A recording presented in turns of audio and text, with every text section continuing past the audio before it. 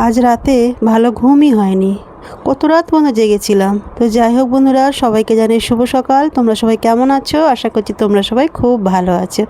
আমি ভালো আছি। তো সকাল সকাল চলে এসেছি আমি টিফিন করতে। একটা মজার গল্প দেখো। যারা মোটা মানুষ তাদেরকে সবাই বলে এরা খুব হেলদি, এদের কোনো হেলদি খাবারের দরকার নেই। কিন্তু তোমাদের দাদাভাইয়ের শরীরটা হঠাৎ খারাপ হয়ে গেছিলো। তো সব রিপোর্ট করা হয়েছে, ডক্টর বলছে দাদাভাইয়ের ভিটামিন কম আছে শরীরে, এখন ভিটামিন জিনিস খাওয়াতে হবে। আরও কিছু কিছু প্রবলেম ধরা পড়েছে, সবটাই তোমাদেরকে পরে বলবো। তো যাই হোক, ওই জন্য একটু চিন্তার মধ্যে আছি। তো দাদাভাইকে সকাল সকাল টিফিন দিলাম, টিফিন খেয়ে বেরিয়ে গেছে কাজে। আর এই যে আমার নিজের জন্য একটু টিফিন বানাচ্ছি, চা করছি। আর মেয়ে এখনও ওঠেনি। তো চলো তোমাদেরকে দেখা যে কী টিফিন বানালাম। আজকে বানিয়েছিলাম যে আমার জন্য একটু গরম গরম চা। আর এটা হলো, তোমরা এটাকে তরকার ডাল বলো, আমরা বলি গোটা মুগ ডাল বা আখ্যা মুগ ডাল। আর সঙ্গে বানিয়েছিলাম এই যে রুটি। আর দেখো, দাদাভাইকে ডিম সেদ্ধ দিয়েছি, কিন্তু ডিমের কুসুম খেতে মানা করেছে ডক্টর, শুধু সাদা অংশটা দিতে বলেছে। আমি আবার কুসুম খেতে ভালোবাসি, তা আমি কুসুম দুটো খেয়ে নেব।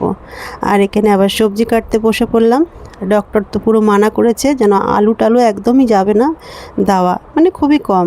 তো একটা মানুষ আলু খেতে ভালোবাসে, যদিও হঠাৎ করে বন্ধ করে দেওয়া যায় না, তবে আমি অল্প অল্প করে একদমই কমিয়ে দেবো।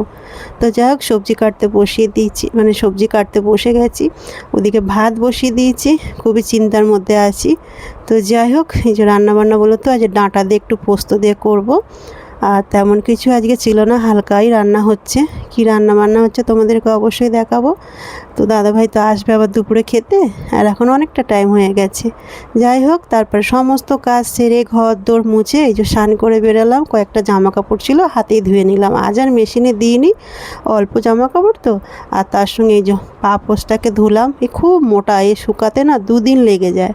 তাই যা হোক, কেচে ভিতরে রেখেছিলাম, জল ঝরাতে দিয়েছিলাম, জল ঝরে গেছে। আর বাইরে বেশ ভালো রোদ, এবার রোদে মেলে দেবো, শুকনো হয়ে যাবে। আর তারপর রান্নাবান্না কি করলাম তোমাদেরকে চলো দেখাই। ওই যে বললাম সামান্য একটু রান্না করেছি, কিছুই ছিল না।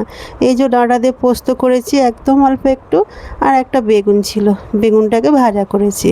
আর আলু খেতে যেহেতু মানা করেছে ডক্টর, আলু একদম বাস্তব থেকে তুলে দেবো, তার জন্য পেঁপে একটু ছোট্ট আলু দিয়ে করেছি সয়াবিনের ঝোল। টাটা।